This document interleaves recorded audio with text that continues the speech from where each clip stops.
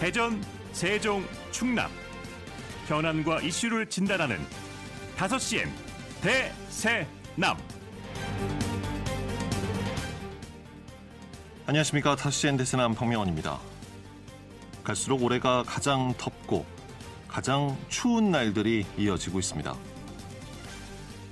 지난 봄엔 역대급 가뭄, 본 적 없는 강풍에 충남 홍성은 대형 산불이 사흘이나 이어졌습니다. 축구장 3,200개 규모의 면적을 태운 뒤에야 주 불을 잡을 수 있었습니다. 대전과 금산에서도 산불이 이어지면서 충청 지역을 포함해 전국 총 10개 지자체가 특별 재난지역으로 지정되기까지 했는데요.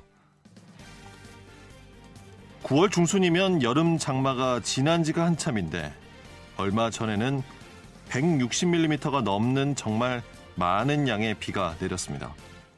주택과 도로 침수, 나무가 쓰러지는 등 대전과 세종, 충남 소방본부에는 120여 건의 사건, 사고가 신고됐습니다. 한편 푹푹 찌는 폭염으로 온열 질환 사망 사고도 해마다 꾸준히 증가하고 있습니다. 우리를 긴장하게 만들었던 지역의 충격적이고 놀라운 재난 상황들에는 공통점들이 있습니다. 이전에도 같은 사고가 이미 발생했었다는 것, 제대로 대처하지 못했기에 상황은 반복됐고 결국 인명과 재산상의 막대한 손실로 이어진다는 것입니다. 또 하나의 특징은 기록적인 재난일수록 취약계층에게 더욱 가혹하다는 사실입니다. 빗물은 지하실부터 차오르고 홀로 지내던 어르신은 산불에 집이 타 들어가는 걸 그저 바라보셔야만 했습니다. 대형 화재 사고로 공장 가동이 중단되자 가장 먼저 하청업체, 협력업체 직원들부터 권고사직을 당했습니다. 어쩌면 미리 막을 수 있지는 않았는지, 피해를 최소화할 수는 없었는지, 그래서 예견된 인재는 아닌지, 또한 재난의 약자들을 보호할 안전 대책이 갖춰져 있는지 아픈 경험을 통해 이제라도 우리 사회가 꼼꼼히 돌아봐야 합니다. 오늘 방송은 사전 제작된 녹음 방송입니다. 청취자 여러분께 양해 말씀 드리면서 10월 5일 목요일 5시엔 대세남 시작합니다.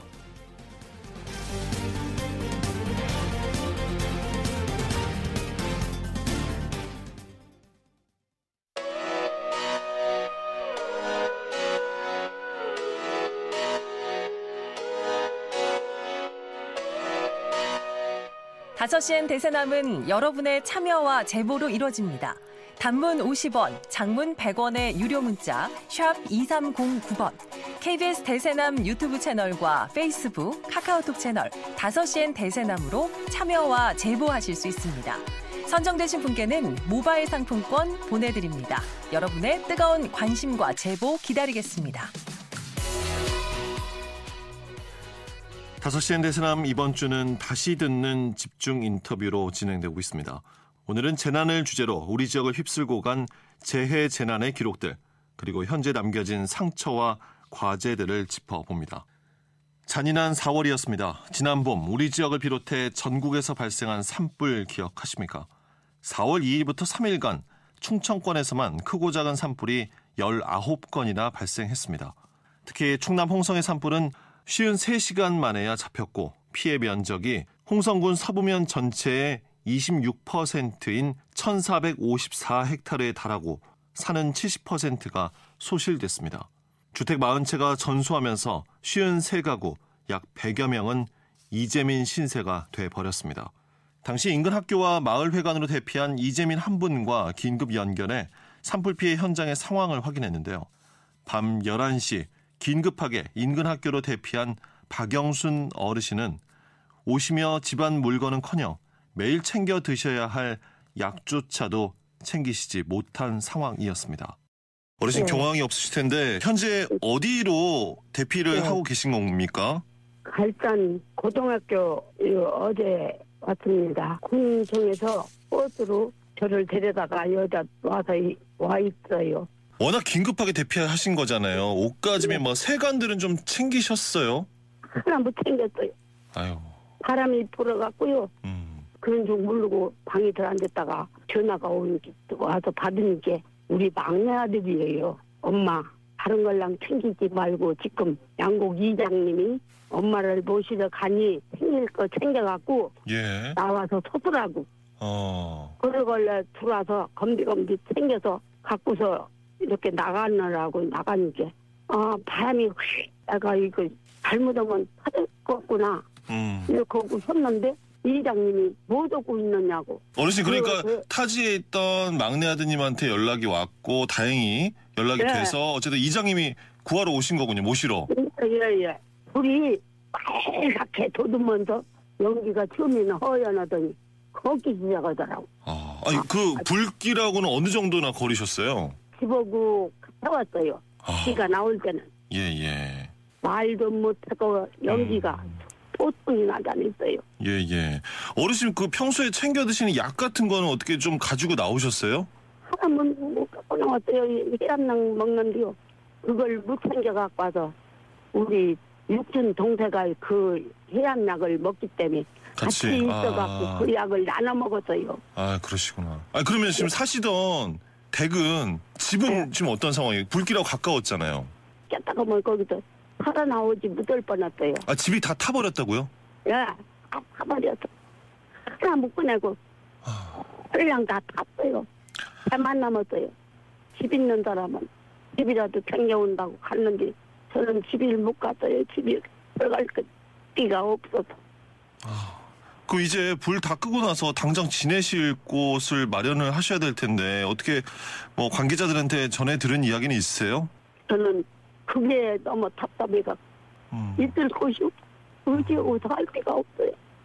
살려주셔요. 네. 옷이 있나 할 데가 있나. 옷까지도 없으시고. 아무것도 꺼내도 않고 빠져나와서 꺼내도 몸만 빠져나와서요. 예. 그만한 벌벌벌 떨려갖고 덧도 묻었고 앉아도 묻었고. 얼마나 놀라셨겠습니까? 예, 지금 그래요 상황이. 예. 무슨 말을 하면 금방 내 들리지도 않고 잊어버리고. 예예. 정신이 그래요 삽시가 않네. 많이 놀라셨을 텐데 마음 좀 잘 안정하시고요. 불편하셔도 식사는 잘 챙겨 드시고요. 예, 좀 지원이라든가 이런 것들 좀 빨리 마련이 됐으면 합니다. 어르신 오늘 말씀 감사합니다. 이후 충남 홍성은 특별재난지역으로 선포돼 국가 지원을 조금 받을 수 있게 됐지만 이재민들이 감당해야 할 현실은 너무도 가혹했습니다.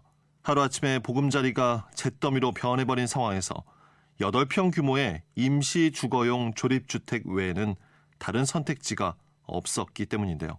당시 이재민들이 임시 거주하는 조립식 주택 현장을 직접 방문해 이재민들을 만나 인터뷰를 진행했던 오마이뉴스 이재환 기자와 함께 현장 상황을 자세히 짚어봤습니다. 이 삶의 터전을 잃은 주민들, 이재민들께서는 벌써 2달 가까운 시간을 숙소에서 생활을 하고 계실 텐데 얼마나 힘든 시간을 보내고 계셨을지 직접 취재를 또 하셨죠? 만나시고요. 네네네. 직접 만나봤는데 정신적인 문제로 이제 뭐 연기가 피어오르는 게 꿈에서 보인다. 그러니까 실제로 눈만 감아도 그런 게 보이고 그 속이 미식거리고 뭔가 불만 생각해도 좀 그때 당시에 트라우마를 계속해서 호소하고 계시거든요. 예, 상당히 어려워하시죠. 네. 지금도 아직까지도. 상당히 고령이신 분들이 많으시지 않겠습니까? 네네. 거의 뭐 7, 80대 이상이시고요. 대부분. 그럼에도 불구하고 이제 농사를 짓는 분들이어서 그 상황에서도 농사를 짓고 싶다라고 말씀하시고 심지어 이제 91세가 되셨는데도 이제 나 돌아가서 농사를 짓고 이거를 회복하고 싶다.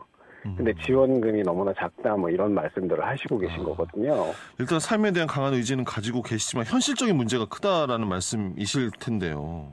네네. 지금 현실적으로 뭐 지원금이 나온다는 얘기도 있지만 집을 다시 짓고 복구하기에는 턱없이 부족한 금액이기 때문에 어쨌든 대출을 받아서 집을 다시 지어야 되는 그런 상황이 온 거죠. 그런데 또 지금 조립주택을 지원을 하고 있지만 임시 조립주택 자체가 2년 후에는 또 반납을 하거나 다시 매입을 해야 되는 상황이어서 이것조차도 좀 부담이 되는 상황이죠. 이게 임시 주거용이라는 게 완전히 제공을 하는 것이 아니라 2년 후에는 반납을 또 해야 되는 거죠.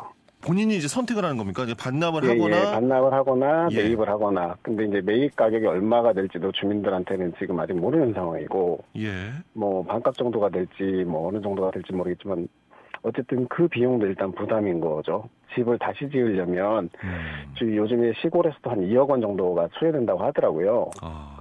이제 그거에 대해서는 부족하기 때문에 그 부분을 대출해서 갚아야 되기 때문에 고령이심에도 불구하고 농사를 다시 짓게 해달라고 하시고 예. 농기계 지원해달라고 말씀하시고 계신 거죠. 예.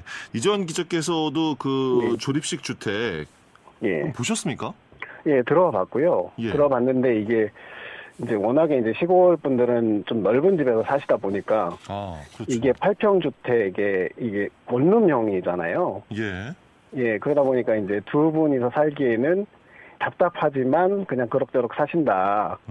그런 얘기들을 하시고 이게 장기적으로 사용하기에는 힘들 것 같아서 이제 다시 집을 지어야 되겠다라고 말씀하시는 분들도 계신 거죠. 예.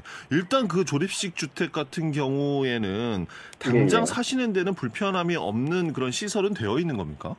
그렇죠. 이제 일단은 기본적인 시설 같은 경우에는 수도하고 전기가 필요한 거고요. 예. 그 생필품 같은 경우에는 홍성군에서 이제 그 자원봉사센터를 통해서 가전제품이라든가 뭐 세탁기, 냉장고 이런 것들을 이제 후원 받아서 이제 물품을 나눠주는 형태로밖에 할 수 없다고 하더라고요. 직접 지원은 힘들고. 예. 예. 그래서 그런 것들을 이제 기증받으려고 하고 있고요. 이재민들께서는 구체적으로 어떤 것들이 더 지금 뭐 절실하다, 이런 지원은 반드시 좀 빠르게 좀 필요하다, 어떤 말씀들 만나보면 하시나요? 아까도 예 잠깐 언급했지만 농사를 짓는 이재민들이 고령이시지만 대부분 농사를 짓고 대출을 받아서 집을 다시 지어야 되는 상황이란 걸 인식을 하고 계시기 때문에 농사를 지을 수 있게 농기계 창고를 좀 만드는데 인허가를 빨리 해달라. 예, 왜냐면 이게 생계 문제도 있지만 이 돈을 벌으셔야지 다시 이제 재건을 하실 수 있는 거잖아요. 예. 예, 집도 다시 지으실 수 있고 그래서 가장 먼저 필요한 것들은 이제 생필품 같은 경우에는 냉장고, 세탁기 이런 것들이 필요하다고 말씀하셨지만 그 외에 생계 유지를 위한 농사 짓는 거, 그 농사 짓는 거에서는 이제 일단은 농기계 지원을 우선 해달라 이런 말씀들을 많이 하고 계시고요. 예. 예. 뭐 여러 물품의 지원을 받는다고 하지만 전체 보상금이 4천만 원 정도이고 나머지는 심지어 이제 대출을 통해서 개인이 이제 해결을 하셔야 된다는 부분이 참 답답하시지 않을까 싶은데요.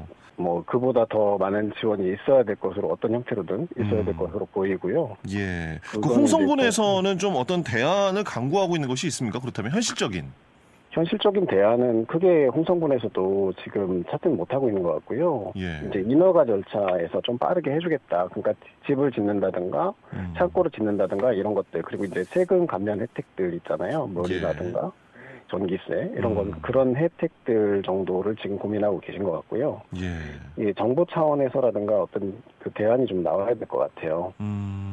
그 농사 일 자체를 해오시던 분들은 어쨌든 계속 하셔야 되는 상황이고 뭐 그렇죠. 다른 방법으로 해서 좀 일을 하실 수 있다거나 당장 그런 좀 방안도 필요하지 않을까 생각이 되는데.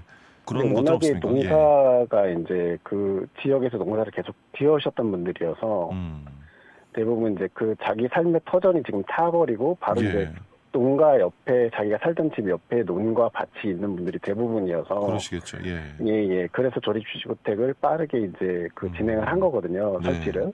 그래서 그런 부분에 대한 배려가 우선인 거죠. 그러니까 농민들이기 때문에 빠르게 농사를 지을 수 있도록 도와드리고 최대한 거기에서 집중을 해서 일단 대출금에 대한 부담 같은 것들을 없애드리는 게 일단 지금으로선 최선이지만 추가적으로 또 지원할 수 있는 부분을 찾아서 지원을 해드려야 되겠죠. 비용적인 측면에서라도. 네네, 알겠습니다. 고령이신 분들이고 농사를 지으셨던 분들이니까 다시 원래 하시던 대로 농사를 다시 지으면서 내가 살던 곳에서 계속해서 사실 수 있게 해드리는 것이 최선의 방안이 되겠군요. 네네, 그렇죠. 다른 일을 하실 수도 없고 계속 지어왔던 농사에 대해서 그걸 복원하고 싶어 하시는 마음들이 강하시기 때문에 심지어 그런 말씀들도 하시거든요. 논은 안 탔다. 집은 다 타버렸지만 논은 타지 않았다. 그러니까 그 논에서 농사를 짓게 해달라. 이렇게 호소하신 분도 계셨었거든요. 그래서 좀 안타깝더라고요. 이게 정부에 대한 기대감보다는 자기들이 자립하겠다라는 자립하는데 도움을 주었으면 하겠다라는 그런 말씀들을 오히려 많이 하셔서 저도 좀 짠하고 깜짝 놀라기도 하거든요. 예. 정부 탓하시고 완전 보상하라 이런 얘기들을 또 안 하시고 자기들이 자립하겠다라는 그런 말씀들을 더 많이 하시는 거 보면서 굉장히 좀 놀래기도 하죠. 산불로 인해 집이 전소한 이재민들에게는 4천만 원의 지원금이 지급됐습니다. 적지 않은 금액입니다만 현실적으로 이 돈으로 어떻게 온전히 주거지를 마련하고 생계를 꾸리겠습니까? 더구나 현재 이재민들이 임시 거주하는 조립식 주택은 최대 2년까지입니다. 그 이후에는 거주자가 매입을 하거나 반납을 해야 하는데요. 이재민들의 불안정한 상황은 여전히 현재 진행 중입니다. 현재 상황을 확인하기 위해 제작진과 통화를 나눈 김종근 어르신은 조립식 주택이 얼마의 가격으로 얘기가 될지 아직은 모르시지만 새로 집을 지으려면 많게는 수억 원이 들 텐데 이 조립식 주택이라도 매입을 해서 계속 살아야 하는 것이 아니겠냐며 저희에게 되물으셨습니다. 그래서 아흔을 바라보는 연세에도 손에서 농기계를 놓으실 수 없다고 하십니다. 불은 진화됐고 임시주택에서의 생활도 이제 어느 정도 적응이 됐지만 하룻밤 사이에 공들여 키우던 가축과 농작물을 잃고 삶의 터전을 잃은 주민들의 고통은 아직 끝나지 않았습니다. 건조한 봄 날씨가 지나 여름이 되니 이번엔 비가 말썽입니다. 연일 이어지는 폭우로 지역 곳곳이 침수되는 등 피해가 잇따랐는데요. 충남 지역에서만 축구장 14,000개가 넘는 면적의 농경지가 피해를 입었고 인명피해도 발생했습니다. 멜론 수확 단 5일을 앞두고 밭 전체가 잠겨 한 해 농사는 물론 내년 농사도 장담할 수 없게 된 현실 앞에서 지역민들은 허탈하고 또 분노합니다. 지난 7월 18일 피해 지역 주민과의 인터뷰 진행했는데요.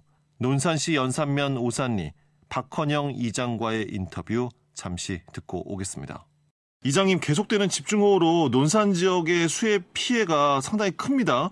논산시 예. 연못에서도 뭐 주택도 침수가 되고 농작물도 많이 잠겼다라고 전해지는데 피해가 어느 정도입니까?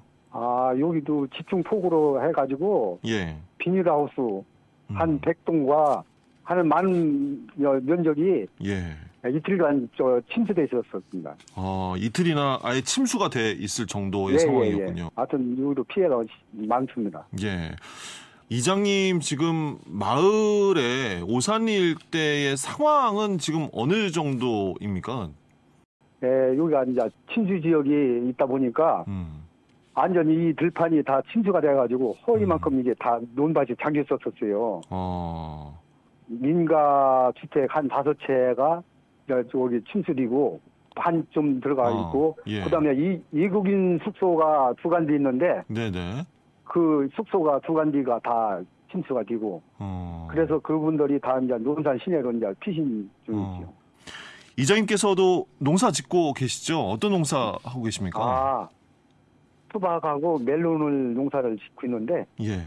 8동에 멜론이 심어져 있었어요. 네. 그다음에 한 출하가 한 15일 정도 앞두고 곧 출하였군요. 예. 한 15일 있으면 이제 이게 출하할 예정인데 예. 그간에 그냥 뭐 물이 잠겨 있어가지고 뭐 이제 거의 다 이제 지금 말라 죽은 상태입니다. 그게. 비닐하우스 직접 가 보셨습니까? 매일 가죠. 완전히 침수됐다가 물이 빠졌다는 거는 결국 그 멜론은 아예 상품성을 갖지 못하는 거죠. 아니 상품성도 그렇고 예. 이게 멜론이라는 게 한번 물이 잠기면은 재생이 안 돼요. 뿌리가 이제 썩는다 이거죠. 그러면 이제 그 상품 가치도 없어가지고 어디 판매를 못 하는 거죠. 포리할 상태입니다. 그걸 지금 침수된 논이 철거도 하고 이걸 말려야 또 다른 작물이 들어가는데 한 6개월이 걸려요. 그게. 비닐하우스 철거부터 해서 다 다시 해야 된다는 말씀이시군요. 네, 멜론 그 작업대니 뭐니 그걸 철거를 해요. 하고 지금 이 한번 침수가 되면 이 땅이 말르던 안에 가서 한 6개월은 아무 농사도 못 칩니다. 그렇군요. 그 이장님 지금 이렇게 다 잠기면 피해액이 어느 정도나 됩니까? 그러면 대략 예상하시는 피해액이? 피해액은 이제 거기 이제 인건비하고 거기에 대한 그 농자재하고 하면 한 수천만 원 정도 됩니다. 그러시군요. 멜론 농사 이장님 몇 년 해 오셨어요? 한 30년은 했습니다. 수박하고 멜론. 이렇게까지 비 피해를 완전히 입으신 적이 있습니까? 그 전에 1987년도에 그때 이렇게 피해가 나고 그 후에 하고서 이전까지 이제 계속 잘 했는데 네, 올해가 이렇게 침수가 된 거죠. 또 이렇게 어려운 상황을 맞이하게 되신 건데요. 그 논산 지역의 경우에 그 논산천에 제방이 붕괴가 되면서 넘친 물로 인해서 침수 피해가 발생한 것으로 전해지고 있거든요.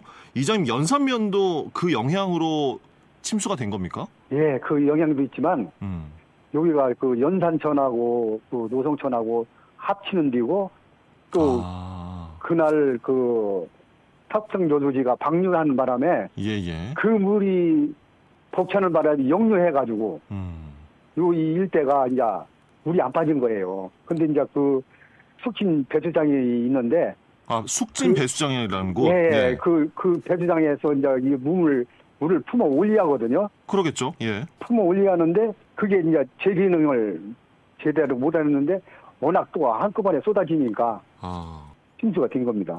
아니 그 천들도 합류되는 동네라고 하면 그만큼 좀 대비가 더 철저하게 됐어야 하는 거 혹시 아닙니까? 그렇죠. 그거를 대비해가지고 완전히 이게 이제 배출 펌프 같은 게 100% 점검을 해서 그걸 이제 돌렸어야 하는데 돌리고서 이제 이게 워낙 쏟아져가지고 못할 때는 어쩔 수 없죠. 그 양이 많이 일어났을 때 한꺼번에 쏟아지니까. 그러니까 배수펌프가 기능을 할 수 있는 양보다 이번에 이제 비가 많이 온 것이고. 그렇죠. 예. 그 배수장을 더 늘려달라고 제가 그 전에 한 4년 전에 농림부 장관님 여기 그때는 약간의 그 피해가 있었어요. 그 근방에 배수장 근방만. 그때 농림부 농수산부 장관이 왔을 때 제가 인솔하면서 우리 수건 사업이라고 배수장 하나를 더 설치해달라고 했었어요. 근데 그게 한 5년 전인데 지금도 이게 배수장이 건립이 안 되고 있어요. 그러니까 4년 전에도 큰 비가 왔을 때 조금 이제 역부족이다 보니까 작은 피해가 있어서 배수장을 좀 추가로 장관님이 여기 수해지구를 방문했었어요. 요청하셨는데 이후에 개선된 게 없었군요. 그래가지고 제가 알고 보니까 내년도에는 설계가 들어가서 한다고 이렇게 얘기는 들었는데 그게 늦어버렸네요. 됐다면은 이렇게까지 아니었을 텐데요. 배수장이 하나 더 추가로 됐으면은 이렇게까지는 피해는 안 받죠. 바람은 이건 그 배수장 추가 건설, 그다음에 또 지금 현재 있는 배수장 배출량을 더 늘리고 보강을 해주고 그렇게 하면은 우리 수건 사업입니다. 그러니까 충분히 배수장에서 그 기능을 할 수 있도록 준비만 됐었다고 하면 이렇게까지 피해가 없었을 텐데. 이렇듯 주민들은 예상했습니다. 이미 작은 사고들을 경험했던 주민들은 제방 붕괴의 위험에 대비해 배수장을 추가 건설할 것을 여러 차례 요구했지만 5년이 넘도록 추가 건설은 이루어지지 않았습니다. 주민들의 1년간의 피와 땀은 모두 물거품이 돼버렸습니다.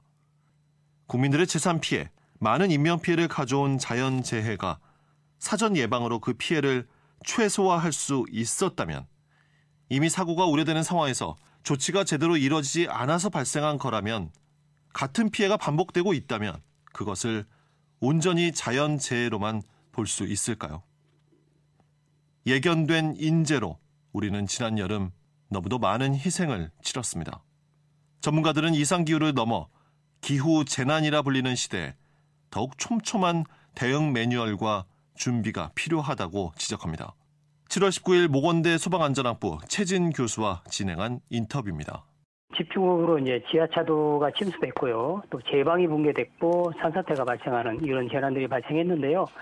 최근 기상 이변으로 인한 국지성 호우를 대비하지 못한 이런 재난 대응 시스템에 문제가 있기 때문이라고 볼 수 있는데요.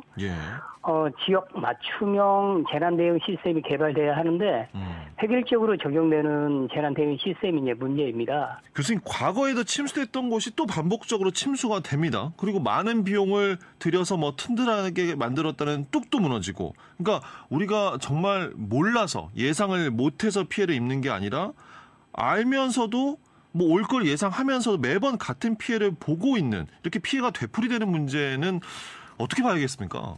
네, 이제 특히 자연재난 특징은 이제 예측할 수 있다는 것인데요. 예측할 수 있다는 것은 충분히 대비할 수 있다는 것이죠. 예. 작년 같은 경우에는 이제 도시 침수로 인해서 반지하에서 재난이 발생했는데요. 그래서 이번에는 이제 이쪽에 충분히 대비를 했죠. 그래서 예를 들어서 이제 배수 청소라든지 하수 관로 점검 이런 다양한 준비를 해서 막았는데 이번에는 이제 예상치 못한 뭐 지하차도 침수 또 제방 붕괴 산사태가 발생을 했는데요. 이러한 재난도 이제 충분히 준비를 하면 재난 피해를 최소화할 수 있는데 굉장히 안타까운 그런 상황입니다. 각 지자체에서 그 지역 특성에 맞는 재난관리 그런 시스템들을 개발을 해야 되는데, 중앙정부에서 내려보내는 그런 매뉴얼들을 일괄적으로 적용하다 보니까, 이런 재난 대응 시스템들이 현장에서 작동되지 않는 그런 문제점들이 발생한다고 볼 수 있습니다. 일괄적으로 만든 재난 대응 시스템이 각 지자체마다의 다른 환경과는 실제 적용이 잘 안 되고 있는 문제 상당히 중요하다는 말씀 해주고 계시고요. 네, 그렇죠. 지자체마다 그 재난 대응 매뉴얼은 각각 그래도 다 마련하고 있지는 않습니까? 지역에서는 이제 그 매뉴얼이 그 세 가지가 있습니다. 중앙정부에서 만드는 표준 매뉴얼이 있고요. 그다음에 그 광역정부 정도에서 만드는 이제 실무 매뉴얼이 있고, 그다음에 기초자치단체에서 만드는 현장조치 행동 매뉴얼이 있어요. 근데 현장조치 행동 매뉴얼은 현장에서 바로 작동할 수 있는 그런 매뉴얼들을 만드는데요. 이 매뉴얼에는 이제 지하차도에 이제 적용할 수 있는 그런 매뉴얼들이 약간 부족한 것들은 사실입니다. 그러니까 실제 각 지역마다 있는 지하차도마다 그 특성이 반영된, 그러니까 주변의 환경까지 고려를 한 뭐랄까 종합적인 대응 매뉴얼은 없다는 말씀이시군요. 네, 오송 지하차도처럼 인근에 이제 미호강에 천변이 있으면 이 천변에서 급속하게 물이 유입될 수 있다는 그런 상황들을 가정을 해서 오송 지하차도를 관리를 했어야 되는데 그렇지 못한 것이 이제 사실인 거죠. 올해만 유독 그런 것이 아니지 않습니까? 앞으로도 이제 집중호우의 빈도나 양은 갈수록 이제 증가한다라고 하면 이에 대비한 중장기적인 대책 서둘러서 시행을 해야 할 텐데 교수님께서 생각하시기에 어떤 부분들이 우선적으로 지역에서 보완이 돼야겠습니까? 우리 지역 같은 경우는 이제 대전 같은 경우는 그래도 강이 그 천이 많아서 도시 침수가 그렇게 많이 발생하지 않는데요. 도시 침수를 예방을 하려면 사전에 장마가 오기 전에 이제 배수구 관리, 하수 관로 청소 이런 것들을 해야 되고, 정말 장기적으로 보면 이제 빗물을 저장할 수 있는 터널이 있습니다. 그 대신도 빗물 터널을 장기적으로 설치하는 것도 고려를 해야 되겠죠. 재해 현장에서는 공통된 모습들이 있습니다. 어김없이 정치인들이 등장해 행정적, 재정적 지원을 아끼지 않고 신속한 피해 수습과 복구를 말로 약속하는 모습입니다. 그리고 그 과정에서 인증샷 촬영, 박수 유도 등의 정말 웃지 못할 행태가 논란이 되기도 하는데요. 반짝 관심 이후에 현장에서는 여전히 산불 피해 이재민들이 살 곳을 걱정하고 있고 침수 피해 농민들은 피해 복구와 영농 재개를 위해 안간힘을 쓰고 있습니다. 재난 대응은 국민 생명과 직결된 문제입니다. 자연재해가 또다시 예견된 인재가 되지 않길 바랍니다. 연휴 특집으로 보내드리는 5시엔 대세남, 오늘은 재난에 관한 집중 인터뷰 듣고 계십니다.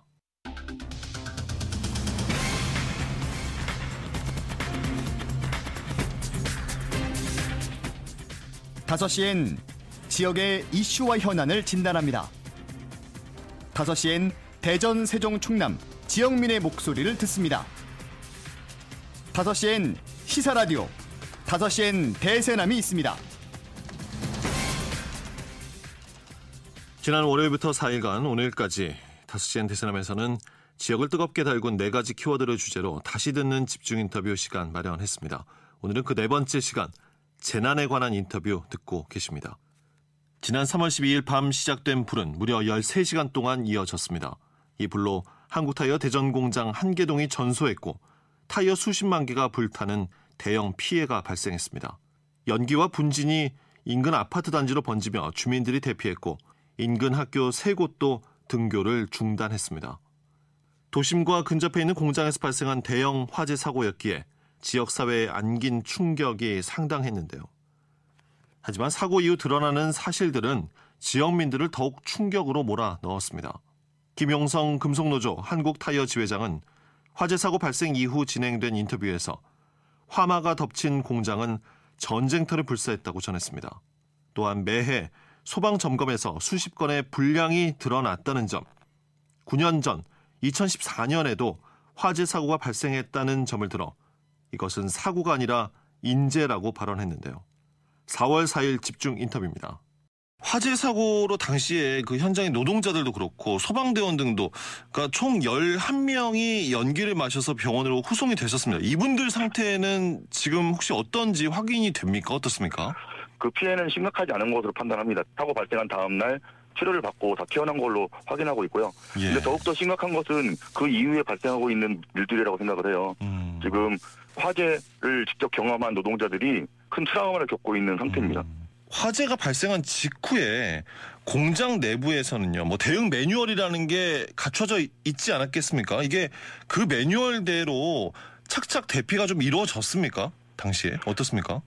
제가 대전공장 화재 소식을 듣고서 대전공장에 도착한 시간이 10시 35분이에요. 그때 발화지점인 그 가류공정이 크게 불씨가 올라오고 있는 상태였고, 그때 금속노조에서는 노동청에 작업 중지 요청을 해서 노동청에서는 작업을 하지 말고 중지하고 대피 명령을 내렸습니다. 신고를 했고 고용노동청에서 대피해라라는 것도 회사에 전달했고요. 일단 화재가 나고 있는 2공장, 3공장은 들어가지 못하고요. 저희가 1공장 쪽을 돌았어요. 돌았는데 현장에서 작업은 대부분 중지돼 있긴 하나 특수 공정에는 자리를 지키고서 끝까지 생산하라고 지침이 내려왔던 공정도 있습니다. 고용노동청에 지금 빨리 대피하라는 지시 이후에도 공정에 계속 참여하라는 회사 내부의 지시가 있었다고요? 예. 1공장 대부분의 공정의 노동자들은 매뉴얼상으로는 화재가 발생하면은 대피 장소가 정해져 있기 때문에 그 밖으로 나가서 대피를 해야 되는데 안전한 대피소가 정해져 있습니까? 그럼에도 불구하고 밖으로 나가지 않고 휴게실에 모여 있는 상태들이 유지가 됐었어요. 그래서 일일이 돌아다니면서 밖으로 대피시켰던 상황들이 있습니다. 휴게실에 머물게 된 이유가 뭡니까? 관리자들 지침이 없었기 때문에 그런 현상이 발생했고요. 거기에 중명관리자가 있거든요. 중명관리자가 지침을 그렇게 내렸던 것이라고 생각하시면 돼요. 그래서 관리자한테도 직접적으로 다 밖으로 대피하셔야 됩니다라고 했는데도 불구하고 자기는 연기까지 여기까지는 많이 안 들어왔으니까 좀 더 있겠다라고까지 얘기를 했었어요, 관리자가. 회사 측에서 빠르게 대피를 하게 한 것이 아니라 오히려 노동조합에서 현장에 들어가서 휴게실에도 심지어 남아있던 근로자들을 대피하게끔 한 거였군요. 이게 공장이 거의 전소가 됐고 다시 이게 세워져서 돌아가기까지 상당한 시간이 소요가 될 텐데 회사라는 게 생산량이 정해져 있고 그걸 맞춰야 되지 않습니까? 그러면 다른 공장이나 다른 지역의 시설로 그 근로자들이 이동이 이루어진다거나 이런 게 있습니까? 제일 먼저 회사하고 약속을 해야 될 것은 전소된 2공장, 3공장을 어떻게 재건할 것인가, 어디다가 재건할 것인가를 이야기를 해야지만 되는 문제가 있는데 그것조차도 지금 이루어지지 않고 있는 부분들이 있는 거고요. 아직까지 회사에서는 이렇다 협의체 구성 또한 없이 회사에서도 방관하고 있는 형국이라고 보시면 됩니다. 회사의 이후 대응이 상당히 좀 미온적이라는 느낌을 받게 되는데 노동자들은 이번 화재가 예견된 인재였다라고 주장을 하고 있습니다. 어떤 이유에서입니까? 3공장의 가류공정에서 화재가 났잖아요. 근데 그 공장에서 화재가 올해만 이 화재가 있기 전에도 2번이 났었어요. 작은 화재가 있었습니까? 작은 화재라고 보시기는 쉽지 않을 것 같습니다. 왜냐하면 소화전까지 노동자들이 뿌려갖고 화재를 진압했던 상황들이 있었던 건데 그런데 이것이 반복적으로 계속 발생했음에도 불구하고 대책을 강구하지 않았던 사측의 책임이 무겁다고 생각합니다. 매해마다 소방의 점검을 했을 때 가류공정에 대한 문제점들이 계속 부각됐었어요. 노동자들도 이번 화재, 이제까지 발생한 화재의 큰 문제점이 오일 누유를 막지 못한 부분들이 있다고 생각합니다. 왜냐하면 가류공정은 유압을 사용하는데 기름이 새서 지하로 모이거든요. 근데 그걸 주기적으로 청소를 안 하고 그리고 청소를 안 할 거면은 그게 새지 않게끔 만들기 위한 노력들을 해야 됨에도 불구하고 그런 노력을 다하지 않고 그 화재가 발생했을 때 노동자들이 진압할 것이라는 안이한 판단 하에 이번 화재가 크게 발생한 것이 아닌가라고 생각합니다. 그 가리 공정이라는 게 그러니까 고무 타이어에 강한 뭐 압력이라든지 높은 열을 이렇게 가하는 그런 작업을 말씀하시는 거죠? 예, 그렇죠. 그러니까 붕어빵에서 반죽을 하고서 그 틀에 뚜껑을 닫잖아요. 그게 가리 공정이라고 생각하시면 돼요. 근데 거기다가 높은 압력과 높은 온도를 가하는 설비입니다. 그런데 오일이 누출이 됐을 시에 화재로 이어지고 위험한 상황이 발생할 수 있다라는 말씀이신 거군요. 그렇죠. 예. 오일이 그 불이 붙으면은 안 꺼지잖아요. 그렇죠. 네, 그래서 그 이번 화재도 물론 소화전을 터뜨리고 했음에도 불구하고 그 화재가 진압 안 되는 이유는 기름에 의해서 그 화재가 발생했기 때문에 이거 진압이 안 됐다고 판단합니다. 회사에서 뭔가 뭐 대책이 별다른 것이 없었습니까? 그러면? 이 화재가 난 다음에 회사의 대책은 청소하고 그리고 오일이 새는 것을 막지 못하니까 새는 부분들을 한 곳에 모일 수 있게 만들기 위한 장치를 준비하겠다라고 이야기하는데 근본적인 대책은 오일이 안 새게끔 만드는 것이 대책이거든요.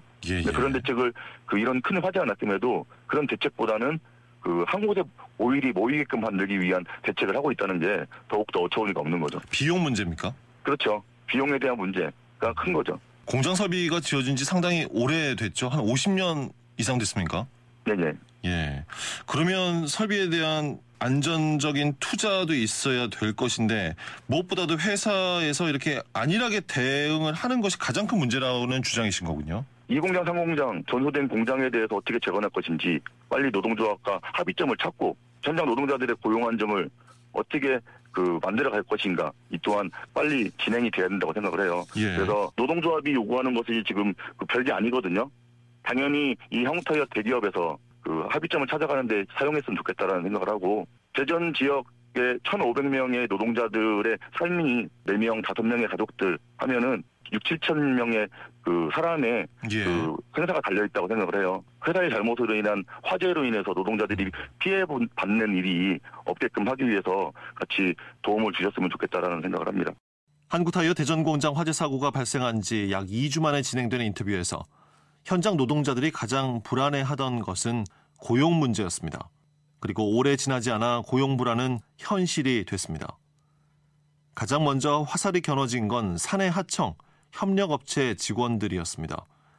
260여 명에 대해 경영상의 이유로 사직을 권고했고 권고 사직을 거부한 이들조차도 해고 통지서를 받고 건강보험 실효 통보 문자도 받았습니다. 260명의 지역민, 가장들이 갑자기 실직을 당한 것입니다.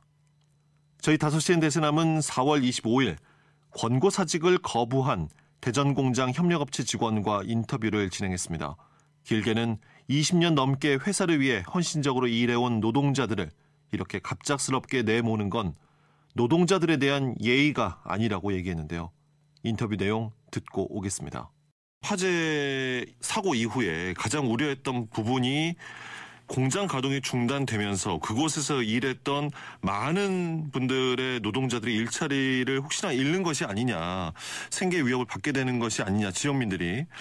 회사 측에서 결국에는 이렇게 권고사직 통보를 하게 된 상황 하면서 뭐라고 좀 입장을 밝히고 있는 겁니까?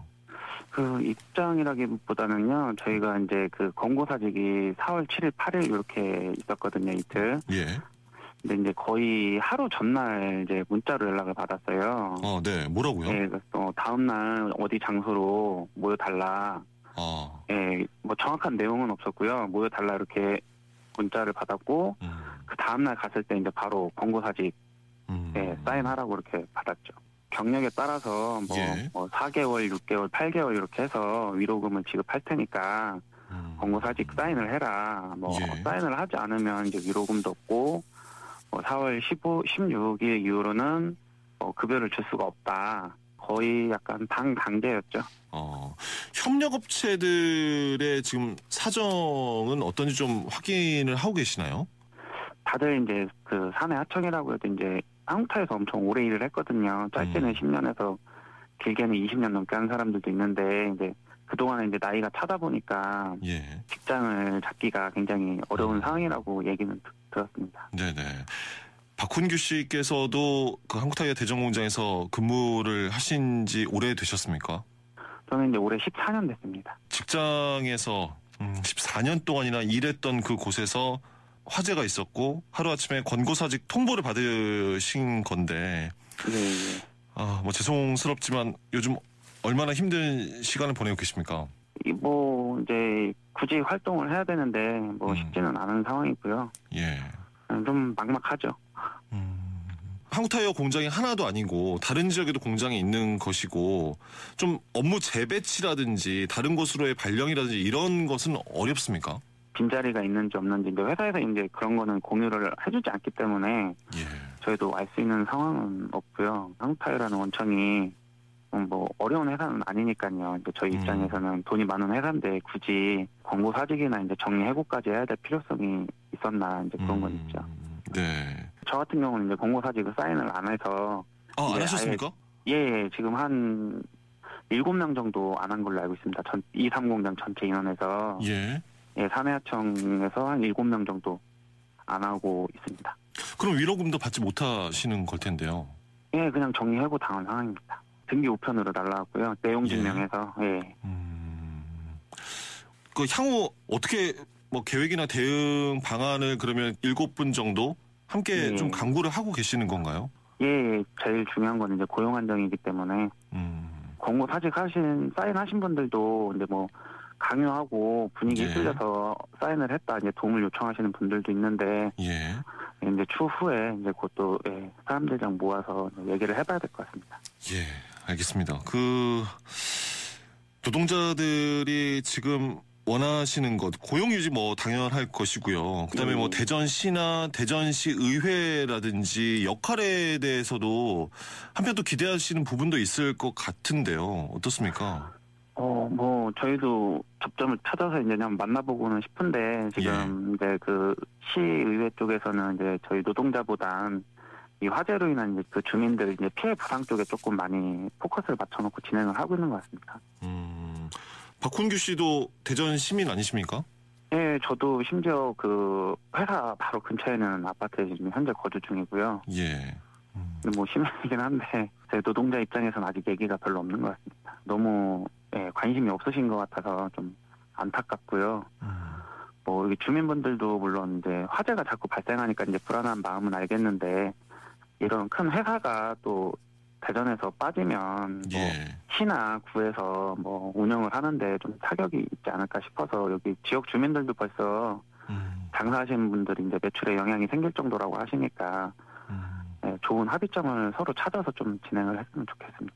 안타깝게도 좋은 합의점을 찾지 못하고 고용을 둘러싼 노사 갈등이 더욱 악화돼 갔습니다.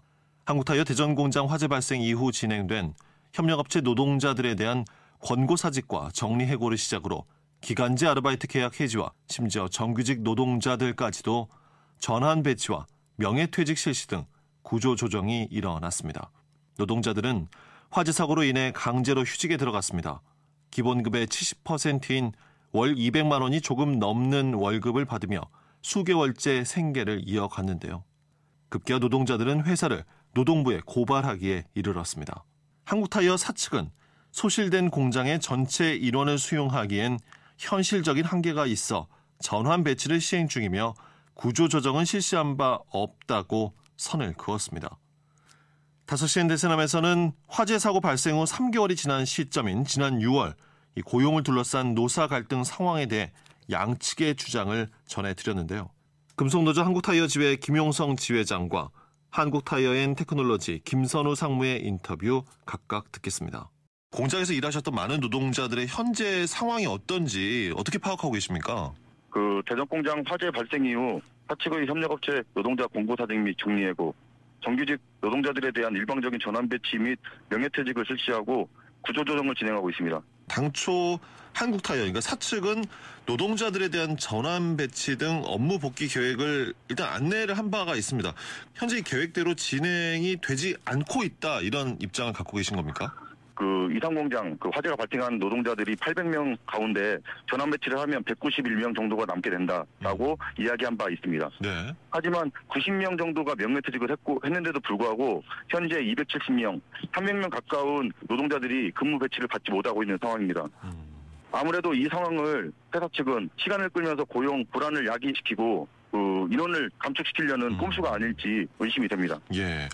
상당수의 노동자들이 이미 명예퇴직, 희망퇴직도 신청을 했고 비정규직 사내 하청업체 노동자들도 사실상 이제 권고사직으로 쫓겨난 상황이라는 말씀이신데, 그러니까 전환 배치 같은 경우에는요, 지회장님 이게 어떤 방식으로 선발이 됩니까? 이게 객관적인 뭐 지표 같은 것들이 있는 겁니까? 부양가족 수, 근속년수, 근태 상황 등 명확하고 객관적인 정보들의 평가 점수는 배점을 낮게 하고 그러니까 관리자들의 주관 평가인 배점에 대해서는 배점을 높게 하는 방법으로 평점을 매겼습니다. 예.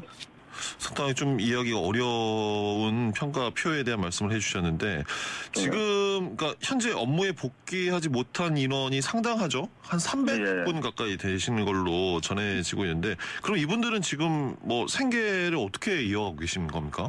월 200만 원 조금 넘는 기본급 70% 휴업급여를 받고 있습니다. 가족을 일군 가정으로서 생계를 유지하는 데 턱없이 부족한 금액입니다. 예. 이것으로 만족하고 편안한 마음으로 회사의 결정을 기다릴 수 있는 노동자는 아무도 없습니다. 출근 명령이 언제 이루어질지 되기는 하는 건지 불안감만 키우고 있습니다. 휴직이 길어져 우울증이나 다른 마음의 병을 호소하는 노동자들도 적지 않습니다. 예. 짧게는 5년, 6년, 길게는 수십 년을 한국타이어에서 일했던 노동자들이 너무나도 손쉽게 져버리는 회사의 태도에 분노할 수밖에 없습니다. 지금의 상황을 구조조정이 아닌 모두가 함께 살 수 있는 방향으로 회사의 정상화를 해야 합니다. 예. 그런데 지회장님, 그 사측은 구조조정은 실시를 하지 않았다, 한 적이 없다, 전환 배치를 진행하고 있는 과정이다, 이런 입장입니다. 회사 이 같은 입장 주장은 어떻게 보고 계십니까? 명예퇴직이 바로 구조조정입니다. 화재가 발생하고 휴업급여 감액, 명예퇴직, 무급휴직, 정리해고 수순으로 진행할 것을 예고한 바 있습니다. 그렇기에 명예퇴직은 정리해고로 가는 수순이라고 판단하고 있습니다. 공장 재건에 대해서 논의를 요구하고 있지만 회사는 이를 거부하면서 일방통행하고 있는 것입니다. 예. 회사 측에서 당초 이제 노동자들에 대한 전환 배치 등 그러니까 업무 복귀 계획을 발표한 바가 있는데 그에 관련한 진행 상황은 어떻습니까? 2.3 공장 화재로 인해서 초과 인력이 한 800여 명 이상 발생해서 본인 희망에 따라서 약 한 80여 명이 희망퇴직을 신청해서 나갔고요. 예. 2차에 걸친 인력 재배치로 초과 인력이 최대한 줄여와서 지금은 한 잔력이 한 270여 명 정도 됩니다. 인력의 직무를 찾을 수 있도록 지금도 노동자와 함께 협의하고 있고, 회사 내부적으로도 많은 노력을 기울이고 있습니다. 네. 그런데 노동자들의 주장을 보면 전환 배치를 하는 평가 순서, 그러니까 객관성이 부족하다, 사측이 너무 일방적이고 자의적인 평가를 하는 것이다, 이런 주장을 합니다. 이런 주장에 대해서 회사 측의 입장은 어떻습니까?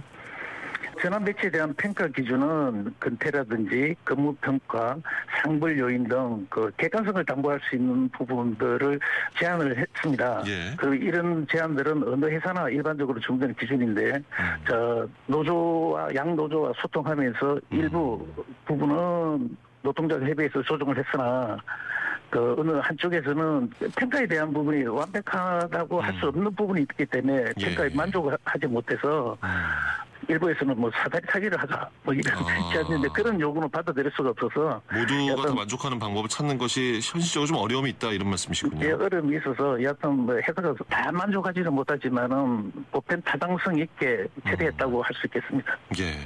화재 발생으로 대전 시민들에게 심적 끼쳐드려서 죄송하다고 말씀드리고요. 시민과 함께 발전하는 회사로 거듭나도록 최선의 노력을 한번 다해보도록 하겠습니다. 고용을 둘러싼 노사 갈등 상황이 격화되는 한편 200억 원대 횡령 및 배임 혐의로 구속된 조현범 한국타이어 회장과 또 임원들의 보수를 상향 지급한다는 소식은 노동자들을 절망하게 만들었습니다.